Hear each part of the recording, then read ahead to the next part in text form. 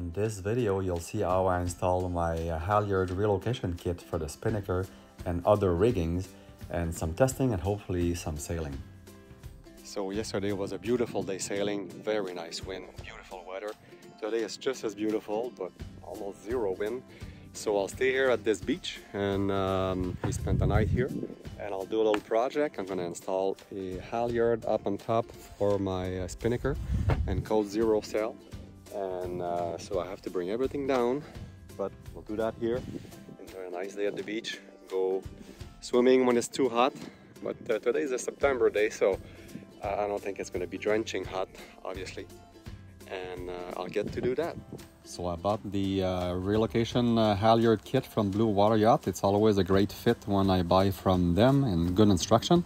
I chose to install it 20 inch above the headstay, and I drilled a pilot hole and then a larger hole to get me to the right place for the halyard. Good, not too shabby for a project done on the lake. So I got some holes done. I'll run this bolt through, and I chose to put it 20 inch above the current headstay. The instructions say 18 to 24, not to exceed 24, so you don't damage your mast, because we have no backstay on the M. I assume that's why, anyway. So I went, ooh, there you go. Hey, that's the project on the lake. I gotta go get that boat. Be right back.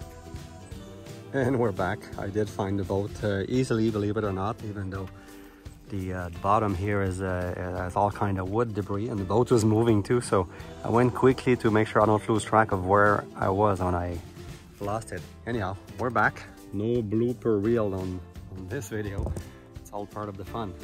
So I'll be more careful this time. Put this on, and as you can see, maybe just to continue, I put a plastic bag held with my clothesline thing there under it when I was drilling, because I definitely didn't want any aluminum shard to go on my bimini, and I didn't want to take the trouble to get the bimini off. Anyhow, there was enough stuff I had to take off to do this project, but we're there. I'll just tighten this nut and run the halyard in here, my new line, and I'll patch that below, and I'll raise everything back up.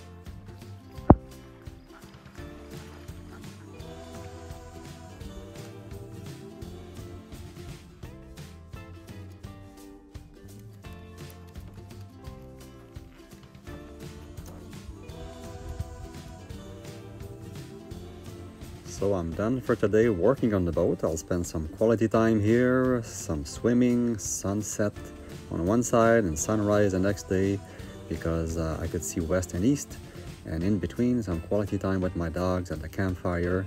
So that was a great night. So for the next morning, the wind were expected to be really light, and they sure were. So I anchored from the stern, flipped the boat around, and I did a bit of practicing raising and lowering the sock and deploying the sail, because this is my first time when I was using the ATN socks. That makes it a lot easier, and I felt after a few practice runs like that, ready to go and try it in light wind.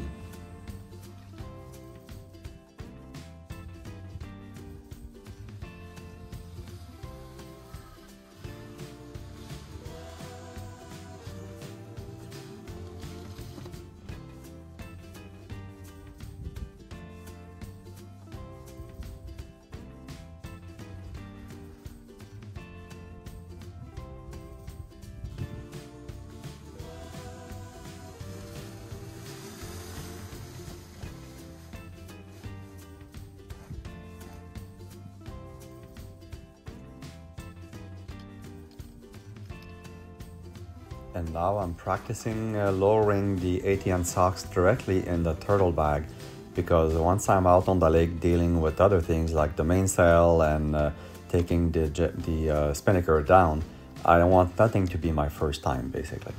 As you can see, I like to try everything in very safe conditions before I do it, especially doing it solo for the first time. And the next day there was very light wind again. I went to try it, and it worked out good. The wind died on me about 30 minutes later, but it was still good, and it was a buddy of mine on the lake who took a couple of pictures of me, so I was glad about that. Alright, so I was doing about 3 knots, but now I turn with the wind almost a little bit behind me, and that's just because I want to hide the spinnaker behind the mainsail.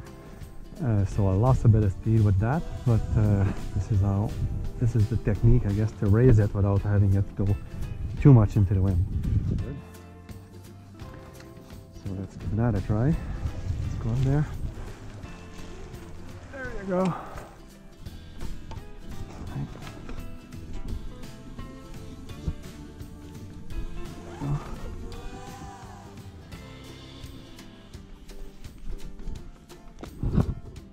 So now that it's up there and it's out of the turtle bag, so this large line here is with the snuffer, and the ATM sock basically just comes down and snuffs everything. But now I'm pulling on the other way around, and that's supposed to bring it up and deploy it. Slowly but surely. What's going on here? I'm make sure I'm doing it right. Okay, here we go. Alright, so it's gonna flap a bit because my lines are not set up. I'll go fix that right away. That's basically why you hide it.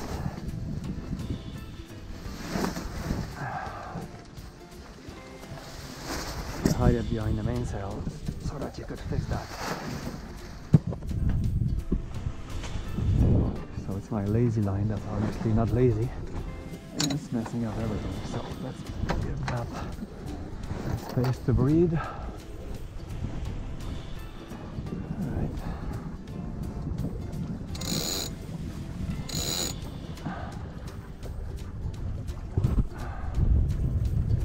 It's trimmed correctly now. That's good. Yeah, feel the steam coming up. When you hear that, you know you're doing something right. Oh, coming up to 3.5 knots, 3.6.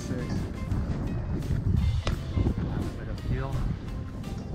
Right, we're at 4 knot speed on ground. And let's go see what's happening in the front. With the main out. Beautiful day. Last day of September.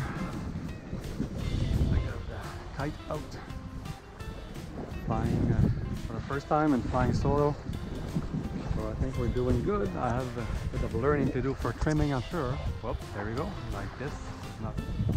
That is one beautiful sight. Flying a kite for the first time in steady wind. Considered light wind, I'm sure, but steady at least. Beautiful Bascaton. I'm loving it. I'm learning how to trim it and fix a few things, but it's flying, and we're doing about 3.5 to 4 knots, I think. Let's see. Probably in the 3 knots something. Yeah, 3.1. We were at 4 a bit earlier. That's good.